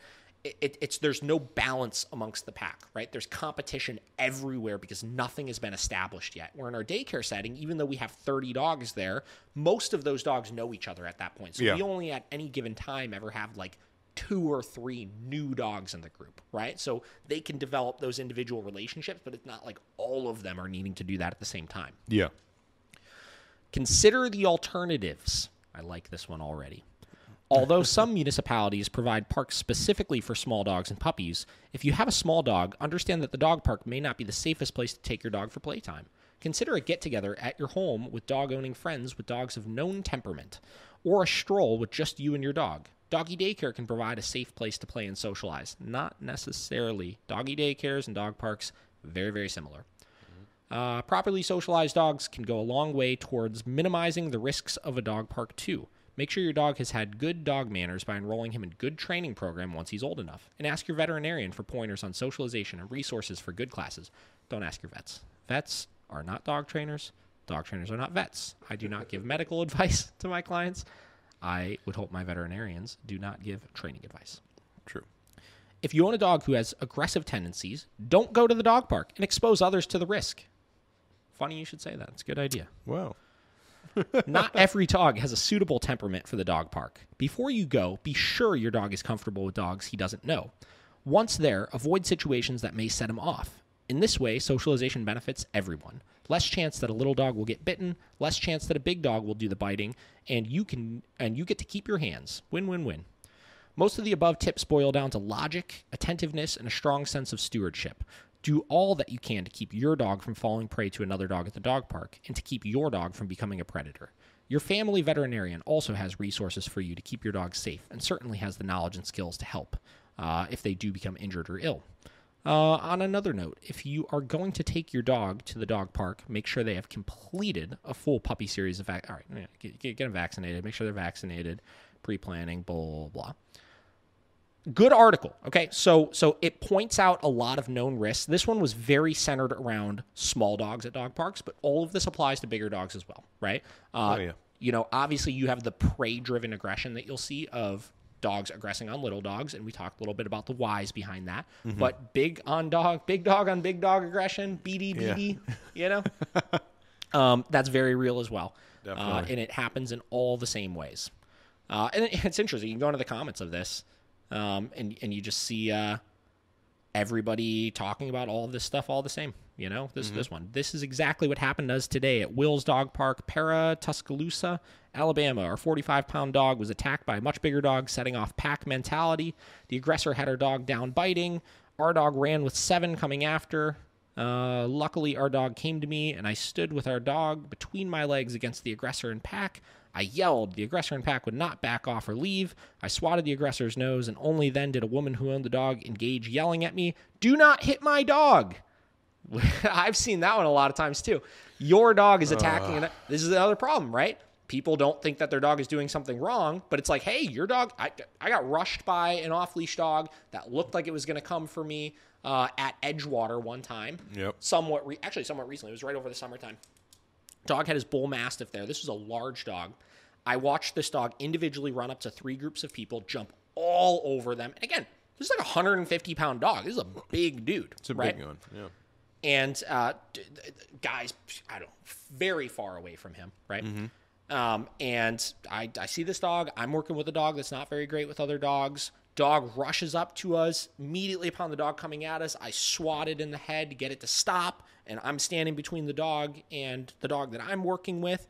The guy came over, leashed up the dog, and literally I think we all thought he was going to punch me. Like it was insane. Like he was screaming in my face and stuff. It's just common sense, guys. Keep your dogs on a leash. Make sure they're not running up to other dogs. Be safe about your social interactions. You have to be aware of this stuff. Yeah. At the end of the day, you can't trust anyone but yourself. Yeah. You know. Yeah. Yeah. So all of these comments. I mean, tons of situations here of bad stuff happening with other dogs. And I could read these all day. I have a bunch of other ones that I kind of notated, but for the most part, I mean, you just want to avoid the dog parks. I say all of this stuff because we're hitting a point now where these dog park breweries are going to become very popular, I think, right? Which is going to, I don't know how popular dog parks themselves are still. I feel like my clients talk way less about them, and I think that we've done a relatively good job of educating the general populace of why they might not be the best. So I'm not sure how, I don't know how busy they still get like they used to, but I think that when we start moving in this direction of dog park breweries, I think it's going to start to get very, very popular again. Yep. When people have that ability to take their dogs somewhere like that and have them run around and play with other dogs while doing the things that they would already be doing, I think we're setting ourselves up for a potential of a lot of issues, So, talking about all this kind of stuff, we just want to be aware of them. I'm going to read one more of these here. So, can we take a quick 5 before we get into it? Yeah. Let's pause. Rolling. All right, we're back. Quick break. Had to put a new battery in the camera here. So I believe we were about to jump into one last example here of the dangers of dog parks. I think we're just going to call this podcast episode Danger Dog Parks or something like that. Danger Dog Parks. Yeah. Death at the Dog Park. I don't know. We're going to come up with some sort of clickbaity name for Death at the Dog Park. Danger on the Dance Floor. Oh, Lord. Wasn't that some sort of deathcore song? Probably. All right. Last one here. And I'm gonna start this one off. I picked this one because this one explains very, very clearly the point of not knowing the other dogs at the dog park, right? Okay. And we talk about that being one of the big issues is you don't know the dogs that are going there. You don't know their past. You don't know how social they are, and you can only go so much off of what the person says. So we're going to read this one here and talk about that a little bit. So, slow justice for Murphy, the 18-pound dog mauled at the DeWitt Township Dog Park. All right. 9 months after the horrific mauling of an 18-pound dog at DeWitt Township's dog park, the wheels of justice are turning slowly for the family of Murphy, the beloved Havanese who died after the attack. Christina McRae of Okemos, the owner of Luke, the Great Dane Bulldog mix that attacked Murphy, has been charged with 5 misdemeanors in Clinton and Ingham counties. McRae said Luke was euthanized in January, but not until after court records show he was involved in another attack. Murphy died July 8th after Luke charged across the enclosed area in DeWitt Township's Padgett Park and clamped down on Murphy's torso. Both dogs were off leashes inside the dog park. Murphy's owner, Steve Curtis, was at the dog park with his wife Colleen and 2 other larger dogs. Steve Curtis frantically tried to free Murphy from the attacking dog's mouth. As his wife screamed, Curtis remembered trying to pry the dog's big mouth open without success. Then he pulled his nose, which made him let Murphy go. This wasn't fight. This was a kill, Colleen said at the time. The small dog had broken ribs and... Actually, let's stop for a second. Yeah. You got a lot to unpack there. So here's the thing. So a fight... or a kid, there's not really a difference. No. When dogs are fighting, they are typically fighting with the intent of killing, right? Yes. That is kind of, when dogs get into fights with each other, it's not just like, hey, we're going to get in a little fist fight and then get up and walk away from each other. Yeah. It's typically at that point, like it's a battle of survival, right? Now, the only way I would agree with this is prey drive related things. Dogs that have prey drive related issues to other dogs, like they are attempting to kill and eat that thing, right? Yeah. So... I don't know if that was necessarily the case in this, but a fight is, always has the potential of that happening. That's so kind of how we can't say that they're two different, you know what I mean? Yeah. That's how nature works. Yes. They don't just fight to fight usually. Yes. The small dog had broken ribs and a punctured lung. Steve Curtis made the difficult decision to euthanize him that night. He was 6 years old. All right, here's where we get. History of complaints.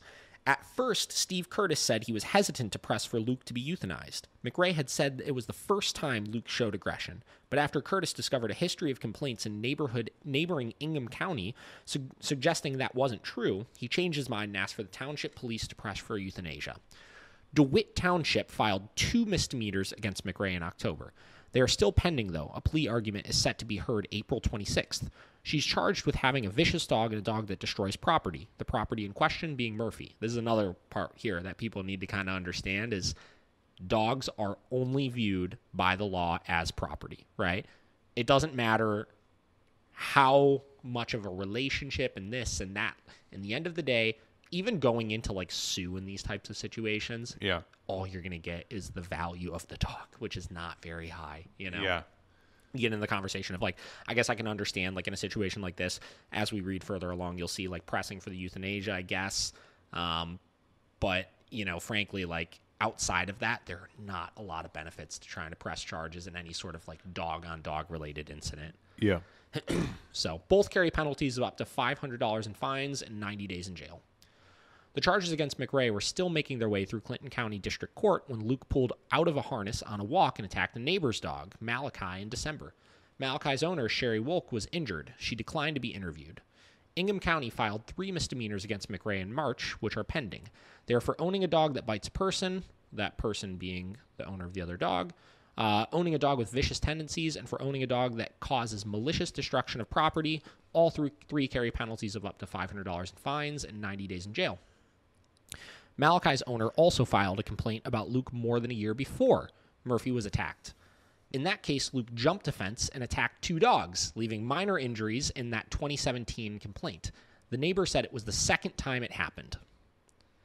So we have a dog here that has had, 4 individual incidents with other dogs, right?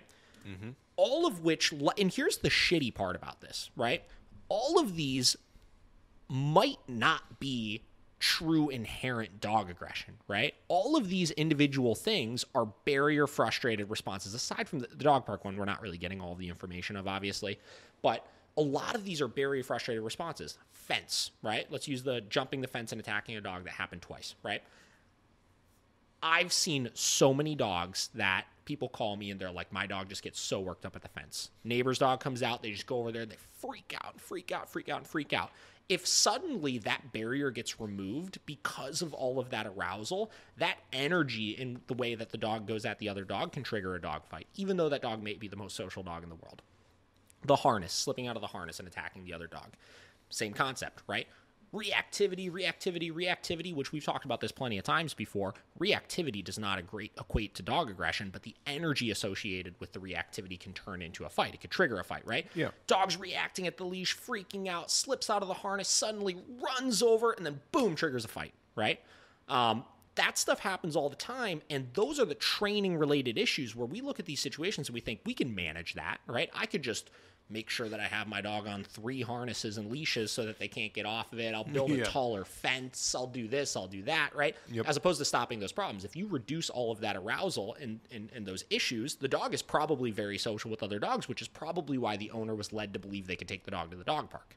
You know, if I would say most people, if they have like a really, really inherently dog aggressive dog, they're probably not going to avoid situations like that unless they're completely delusional. Where this person is delusional is that they saw all of the precursors of how those issues can turn into dog fights, and they did nothing about it. They didn't seek any sort of training and stuff like that.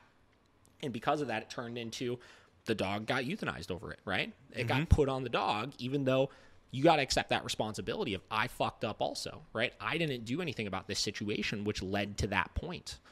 Exactly. So, you know, long story short, you know, this one, little dog gets killed.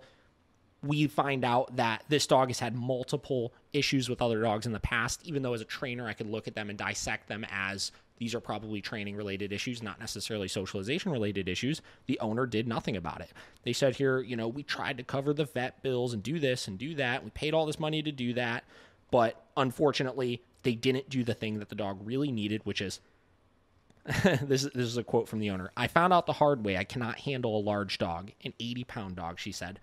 You didn't train the dog. Of course you can't handle a dog that weighs almost as much as you. You need to train the dog to stop those issues. She said she now has 2 dogs, but they're smaller than Luke. I'm doing everything I can to be a perfect dog owner. I love dogs, and I will make sure this doesn't happen again.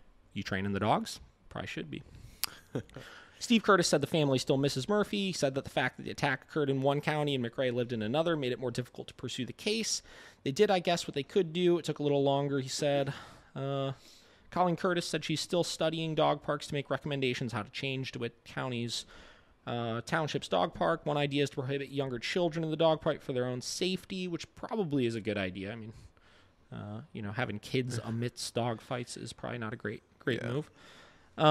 Andrew DeWitt's township manager said the township is open to ideas for the dog park, including a segregated space for small dogs, more trees, and a fob system allowing access to the park. So creating regulations and stuff for it, I think would be good. You know, listen, the small dog park, I think can be beneficial if you have like a really little dog and you're nervous around having them other dogs. But I don't know. I mean, it's, in the end of the day, the issue here, I think that all this is stemming from is no central authority figure, nobody there to explain how to do things properly, nobody there to tell people when their dog is being too much or kick them out if they're being too much, too much looseness from the owners and them, not knowing the other dogs that are there. I mean, there's so many numerous problems with dog parks, and I mean, we just scratched the surface of it. Literally this morning, I just sat there and I was like, I searched incidents at dog park, and like I was just scroll through like 3 pages of them to try to find like ones that felt like they were going to be good to discuss on here, but like I could have pulled up 25 of those in half a second. You know what I mean? Exactly. It's just not a good idea. Now, I'm not saying we don't have dog fights. Miracle Canine has dog fights, right? They happen. Inevitably, when you're putting dogs together, there's going to be dog fights, right? But you do, to some degree, accept the risk of if you're going to socialize your dog frequently, there's a potential of something happening, but you also have to do your part to make sure that you're minimizing the chances of that happening as best as you can, right? And as long as you're doing that, that's all that you can do, right? Aside from just isolating your dog from other dogs. So how do you socialize your dog, and how often do you socialize your dog? So how often? Not that often. Once you've checked the box of your dog is social, they have good social skills, they're okay with other dogs. Once a month, I don't know, something like that. Get them around one or two other dogs once a month. Make sure they have at least one friend they can go and interact with and play with and stuff, whether it's a daycare setting or whether it's, like I said, a friend that has a dog that you know and trust. How to socialize your dog. First and foremost, you got to train the dog. I always say anytime with when you get a dog, you have to train the dog, right? Just to avoid issues, period, right? But anytime you're putting your dog in a social situation, whether with people or other dogs, and you don't have complete control over that dog, you're essentially, fingers crossed, hoping everything goes good. Once you have training on your dog, you can communicate effectively. You can make sure you're mitigating problems as they come up. You can make sure that things just go well, and you can communicate how you need to with them. So train the dog first. Make sure that you're doing the slow introduction process like we talked about if it's going to be in like a play setting like that. And that one I hope is beneficial for people that go to parks. I hope that one is beneficial to people that are running doggy daycares and stuff, letting the energy settle down before going in. Make sure there's no food, toys, or affection, the 3 things dogs will typically fight over. Make sure you're not creating any sort of territory. So if dogs are bunching up next to you, start moving around. Ignore the dogs completely, and solely play lifeguard to step in and handle things if they happen, right? If you do those things, your chances of it going successfully are going to be much higher. There's going to be much less risk associated with it, and you should be good to go. So, last notes on that.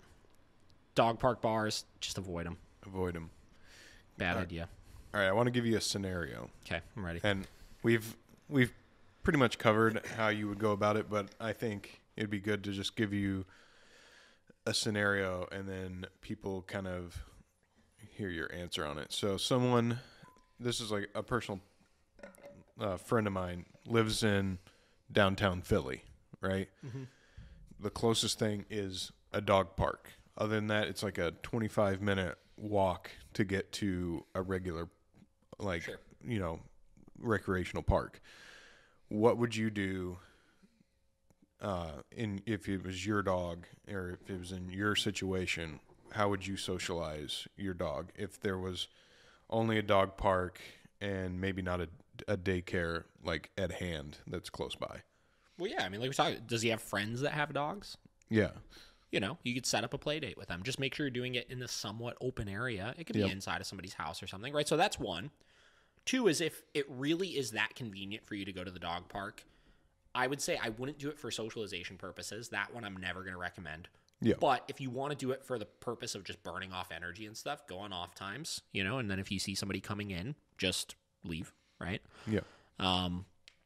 Or if you need that open space for you and your friend to socialize your dogs, you could utilize the dog park for that and just make sure that you're, going there when nobody else is there and then leaving if people start coming in, right? So you could utilize it to your advantage, right? But it doesn't need to be used the way that people say, where you go there and let them interact with dogs that you don't know. Yeah. Right? Exactly. And then the last thing is, like, does this person have a car? Like downtown, you know what I mean? Like downtown Philly is not like, it's not like it's like New York City or anything, right? Like if you have a car, go drive somewhere. You know what I mean? Yeah, like, definitely. But outside of that, you could utilize it for the purpose of exercise, right? And you could utilize it for the purpose of having an extra space that's, that you could let your dog off leash safely and stuff. But you just got to make sure you're doing it at times when nobody else is there, and then you got to make sure you're leaving when other people are coming in. Yeah, I just thought it'd be good to put it in like a scenario form for some people. Sure. Like if that's all you have, just be very mindful of it, like you said. For sure. And you can still use that space. Yeah. Yeah. And here's the thing. I have clients that still use dog parks, right? Yeah. I give them my opinion on it. And for whatever reason, it's same deal. In their mind, it's the only place that they could really do it effectively. Right. Yeah. And if you're going to do that, again, I don't recommend it, but you have to be aware of the things we talked about. You have to be handling situations the way that we talked about here. And you have to kind of take that ownership of trying your hardest to be the central authority figure that it needs, right?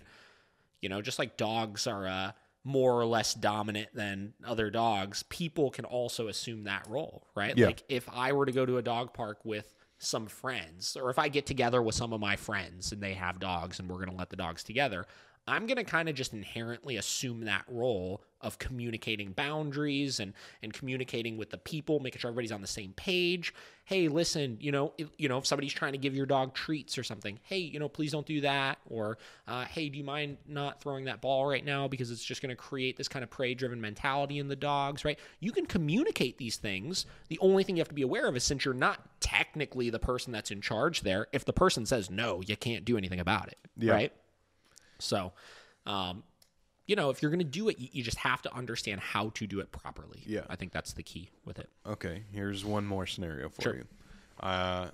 Let's say you're opening a brewery or a restaurant with a nice outdoor patio, Sure. and you want to have it be dog friendly. Mm-hmm. What are some tips that you would give to a business owner to have that as an integral part of their restaurant or business? So first thing I would say is training for staff, right? So when I go to breweries, one thing that I hate is when staff members will just come over and start giving the dogs treats or petting them or interacting with them without asking, right? Yep. And this is for everybody. This is common sense for everybody, definitely. right? Now, I don't recommend, again, going up and just petting dogs that you don't know, right? Yep. For obvious reasons. But if you're going to do it, just fucking ask. You know what I mean? Like, how hard is it to be like, hey, can I give your dog a treat? Hey, can I give your dog, can I pet your dog, right? Can I do this? Can I do that, right? So train them first and foremost, ask, right? I'm not going to even say don't do it at all, even though that would be my recommendation if I owned it, right? Yeah. But at least ask. The amount of times that I've just been looked directly through and just right at my dog and they just go for it. And I have to be like, hey, stop. Like, don't do that, right? Yeah. It's absurd, right? It's and it's disrespectful, right? Really it really is. Like, especially, dogs are property, right? We just talked about that in this. That's how they're viewed. So what, you're just saying that you own my property and you could do whatever you want with my property? Yeah. That's rude, right? So really is. First thing, education for staff, making sure that the staff understands specifically what to not do, right? Yep. So, second thing I would look at, I think this one gets looked past very frequently, spacing of the tables, right? Yeah. That's a huge one where, if it's going to be a pet-friendly patio and we're in a room like this that's only like 20 by 20 and I have tables every 3 feet away from each other, which you can't do that now because it's obviously a pandemic. True. But back, when things are kind of normal and stuff, if they're really close together, you're setting up all these pinch points, right? Yeah. Are the, is there enough room in the aisles for your staff to be taking drinks and food and stuff through?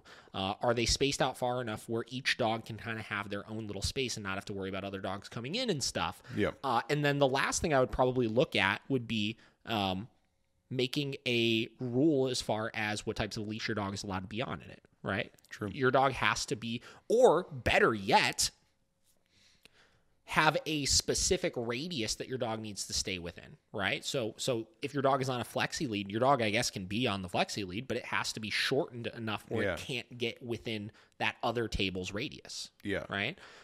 And however you want to do it, you have to set a rule making sure that other people aren't going to be being, owners aren't going to be being rude by just doing whatever they want with other people's dogs. Exactly. Staff is not going to be being rude by just bringing your dog treats and stuff like that without asking you for it. And then owners are not being rude with their dogs by letting their dogs just go up to everybody's space. Yeah. Right? So I would be aware of those things if I were doing that. For sure. And I think that's the problem with maybe terrestrial. Sure. They were probably pretty good about it, but you get people pushing and pushing. I don't think it's their fault. It's not their fault. Yeah, exactly. Right? Like, they're trying to do a great thing. And again, I love that place. Right? Yeah, same. I think that, I think you're right. I think it was the pressure from a lot of the people around. And let me also say that since the pandemic, I've been there a decent amount of times and dogs have been on leashes every time. Yeah. So I think they've definitely cracked down on that, which I appreciate. So yeah, it's just an outside source that Yep. it's just hard to keep people accountable because people are stupid. That's just what it comes down to. The general dog owner is not very aware of these things. I think exactly is the nicest way to put it. Yeah, so. It's actually kind of astounding because a dog is such a big thing, like a big responsibility. Yeah. But I feel like there's such little time put into taking care of your dog. Like, doing any research at all. Yeah. It just amazes me sometimes. Yeah. Yeah. I mean, that's a whole other conversation, obviously, but Yeah, I know. yeah, just being aware of those things. Just socialization, man. Again, talking about the ugly side a little bit, this one, because it's important as we're moving in a direction of involving dog-on-dog socialization into more of our lives. I'm a big proponent of socialization. I love it. It's something that we've really specialized in at the facility, but you have to be aware of those things if you're going to be doing that type of stuff. So we're going to wrap this up. I think we are, let's see where we're at here. 145. It's a good one. It's that perfect length. Good podcast. If you guys want to learn more about us, Josh, where are they going to find you? Josh Dobey Productions on Instagram and Facebook, or my website, joshdobeyproductions.com. Nice and simple. David the Dog Trainer on Instagram. Miracle Canine Training on Instagram and Facebook. My business, if you're interested in learning about behavioral rehabilitation, daycare and boarding for our clients, any of the training services that we're offering. And then obviously miracleCanineTraining.com has a list of all of our services, our rates, things like that. We're open to more suggestions of what to talk about. So hope you guys like this one. If you need anything, hit us up.